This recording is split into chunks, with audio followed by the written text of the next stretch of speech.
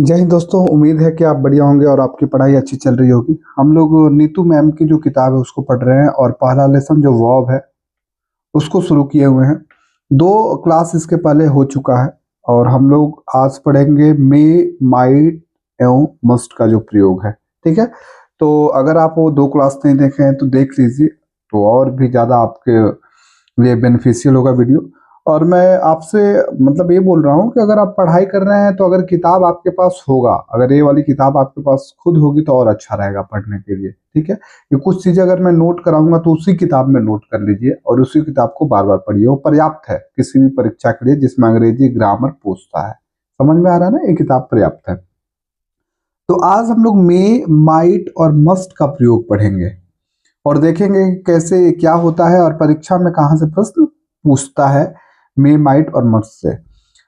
Rule number 1 है, मे का प्रयोग संभावना या अनिश्चितता के भाव को व्यक्त करने के लिए किया जाता है। मे का प्रयोग 2 चीजों के लिए कर रहा है, 1 बाय 1 करके सारी चीजें आपको बताया जा रहा है कि किसके लिए। संभावना, एक तो मे से संभावना दिखा सकते हैं और दूसरा अनिश्चितता का भाव भी दिखा सकते हैं। जैसे एग्जाम्पल है कि it may rain tonight. Tonight मतलब आज रात्रि, आज रात्रि वर्षा हो सकती है या आज रात वर्षा हो सकती है। ही मे कम हियर, वह यहाँ आ सकता है। ये संभावना दिखाया जा रहा है।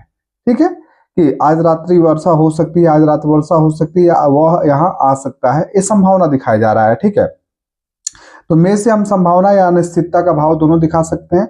अब ये संभावना ऐसे दिखा रहा है ना कि जिसमें काम होने की गुंजाइश कम है। ठीक है, इट मे रेन टुनाइट, आज रात वर्षा हो सकती है मतलब वर्षा होने की गुंजाइश कम है।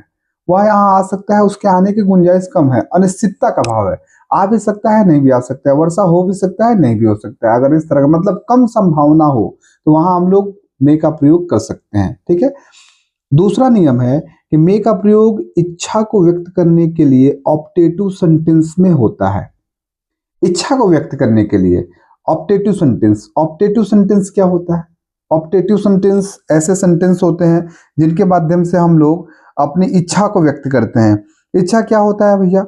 इच्छा जैसे आपने कहा, क्या बोलते हैं कि जैसे मान लीजिए कि आप बोलते हैं कि किसी के लिए प्रार्थना करते हैं, किसी को आशीर्वाद देते हैं, किसी को श्राप देते हैं, आपकी जो इच्छा होती है उन सभी इच्छाओं को दिखाने के लिए ऑप्टेटिव सेंटेंस का प्रयोग करते हैं। तो जैसे नीचे ऑप्टेटिव सेंटेंस ही बताया गया है कि मे यू लिव लॉन्ग, इसका अर्थ होगा भगवान करे कि उसकी आय लंबी हो या उसकी आय लंबी हो। मे यू गेट सक्सेस, भगवान करे आप सफल हो या आप सफल हो।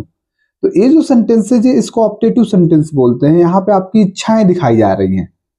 ठीक है, या तो आशीर्वाद हो सकता है या तो क्या आपकी प्रार्थना हो सकती है। यहाँ आप प्रार्थना कर रहे हैं भगवान करे कि उसकी आय लंबी हो, ये आप क्या बोलते हैं कि आपकी एक इच्छा है, आप कामना कर रहे हैं कि वो सफल हो। समझ में आ रहा है? तो ऐसे सेंटेंसेस को ऑप्टेटिव सेंटेंस कहते हैं। और ऑप्टेटिव सेंटेंस जो होता है, जिसको ऑप्टेटिव सेंटेंस जो मे से शुरू होता है और इसके लास्ट में साइन ऑफ एक्सप्लेनेशन होता है, इसको साइन ऑफ एक्सप्लेनेशन बोलते हैं। साइन ऑफ एक्सप्लेनेशन बोलते हैं, विस्मयादि बोधक चिन्ह इसको बोला जाता है। समझ में आ रहा है? तो जब भी आपको क्या बोलते हैं कि इच्छा दिखाना हो तो ऑप्टेटिव सेंटेंस में मे का प्रयोग हम लोग कर सकते हैं। ठीक है, may you live long, may you get success. Rule number 3, देखिए ये इंपॉर्टेंट है, महत्वपूर्ण है, जहां से परीक्षा में आपसे पूछ सकता है।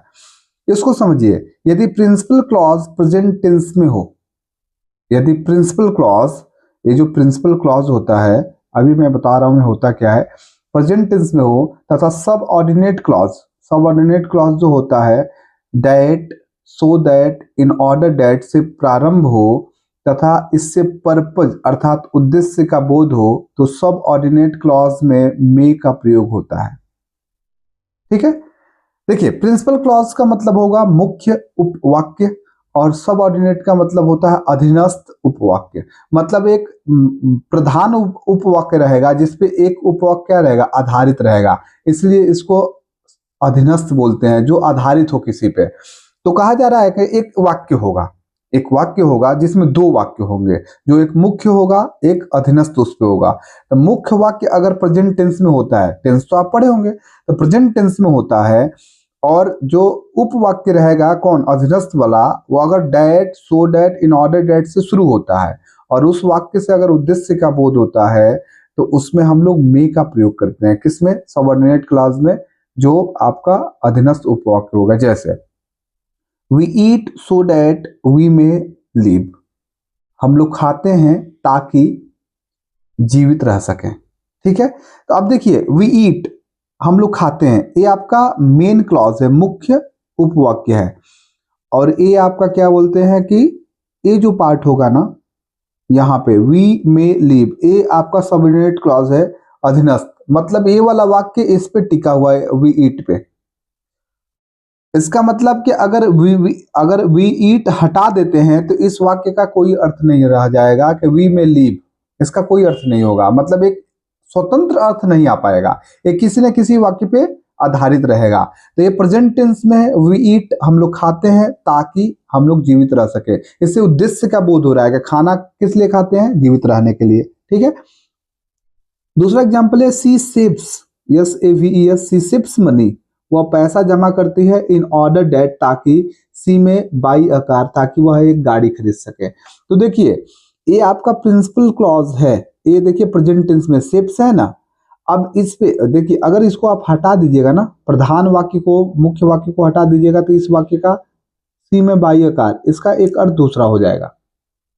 ठीक है, ऐसे तो आप बोल सकते हैं सी में बाई अ कार, उसका वह एक गाड़ी खरीद सकती है, लेकिन ये बात जो कही जा रही है, सी सेव्स मनी, वह पैसे जमा करती है ताकि वह एक गाड़ी खरीद सके। ठीक है, तो ये आपका सबऑर्डिनेट क्लॉज है, ये आपका प्रिंसिपल क्लॉज पे आधारित है।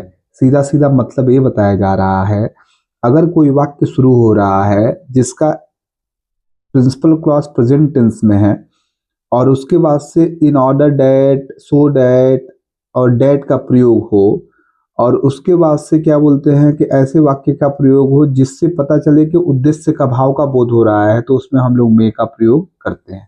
ठीक है, आगे चलते हैं, ये परीक्षा में पूछता है। चौथा नंबर नियम है माइट का प्रयोग लेस पॉसिबिलिटी, कम संभावना के भाव को व्यक्त करने के लिए किया जाता है, जबकि मे का प्रयोग मोर पॉसिबिलिटी, ज्यादा संभावना के भाव को व्यक्त करने के लिए किया जाता है। अब मे का प्रयोग और माइट के प्रयोग में, दोनों के प्रयोग का हम लोग करते हैं संभावना दिखाने के लिए, लेकिन जहां पे अधिक संभावना दिखाना हो वहां मे का प्रयोग करते हैं, और जहां पे कम संभावना दिखाना हो वहां पे माइट का प्रयोग करते हैं।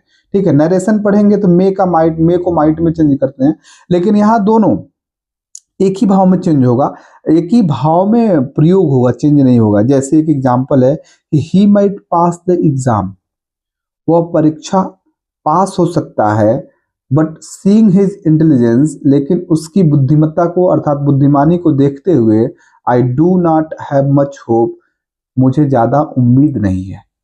मतलब माइट का प्रयोग क्या बोलते हैं कि कम संभावना दिखाने के लिए किया जा रहा है। कह रहा है कि क्या बोलते हैं कि वो परीक्षा पास हो सकता है, लेकिन उसकी बुद्धिमत्ता को देखते हुए कि मैं उम्मीद नहीं कर सकता हूं, मुझे उम्मीद नहीं है कि पास हो पाएगा, क्योंकि यहाँ पे अब कम संभावना हो गया, क्योंकि वो बुद्धिमान ज्यादा है नहीं। समझ में आ रहा है? तो अगर क्या बोलते हैं कि आप अगर यहाँ पे मे का प्रयोग करते हैं, तो ही में पास द एग्जाम, वह परीक्षा पास हो सकता है, but seeing his intelligence I do not have much hope, तो गलत हो जाएगा। जब आपको ज्यादा उम्मीद है ये नहीं है, तो पास होने का भी उम्मीद तो कम रहेगा, तो यहाँ माइट का प्रयोग होगा, मे का प्रयोग नहीं होगा। जहां ज्यादा उम्मीद रहेगा वहां मे का प्रयोग होगा। जैसे ही में पास द एग्जाम, वह परीक्षा पास कर सकता है। ठीक है, ही हैज नॉलेज, उसके पास ज्ञान है, उसे ज्ञान है, परीक्षा पास हो सकता है, ज्यादा आपकी संभावना होगी। ठीक है, नियम नंबर 5 क्या है, अगर संभावना बहुत अधिक हो तो मस्ट का प्रयोग करें। अब तीनों में अंतर यही देख लीजिए, अगर संभावना कम हो तो माइट का प्रयोग कीजिए, संभावना उससे थोड़ी सी अधिक हो तो मे का प्रयोग कीजिए, और बहुत अधिक हो तो मस्ट का प्रयोग कीजिए। ठीक है, जैसे ही स्टेज इन 5 स्टार होटल्स, वह 5 स्टार होटल्स में, 5 तारा होटल में रुकता है, एंड ट्रेवल्स बाय फ्लाइट, और फ्लाइट से यात्रा करता है। सेंटेंस ये है कि वह 5 तारा होटल में रुकता है, ठहरता है, और फ्लाइट से आता जाता है। He must be very rich, वह अवश्य बहुत धनी होगा। मतलब संभावना यहाँ ये दर्शाया जा रहा है कि बहुत ज्यादा अधिक संभावना, क्यों? क्यों 5 तारा होटल में रुकता है, फ्लाइट से आता जाता है, तो अधिक संभावना है धनी होने की, इसलिए यहाँ मस्ट लगा रहा है। तो जहां पे अधिक संभावना हो वहां पे मस्ट, उससे थोड़ा सा कम संभावना हो तो मे, और उससे और कम संभावना है तो माइट का प्रयोग करते हैं। ठीक है, चलिए आगे बढ़ते हैं हम लोग। Rule number 6। रूल नंबर 6 क्या बोल रहा है कि मे का प्रयोग सम्मान के साथ निवेदन करने या अनुमति लेने के लिए प्रश्नात्मक वाक्यों में किया जाता है। कैसे वाक्यों में? प्रश्नात्मक वाक्यों में, इंट्रोगेटिव सेंटेंसेस। क्या करने के लिए? मे का प्रयोग सम्मान के साथ निवेदन करने। मैं बोला था ना, वहां कैन का प्रयोग बताया था कि निवेदन अनुमति लेने, अनुमति देने के लिए। वहां आप हम उम्र में जो दोस्त यार है अनौपचारिक रूप में कैन का प्रयोग करते हैं। ऐसे कैन आई गो, क्या मैं जा सकता हूं? तो अपने मित्र या दोस्त या जिससे आप बहुत खुल के बात कर सकते हैं, सम्मान नहीं दिखाना वहां कीजिएगा।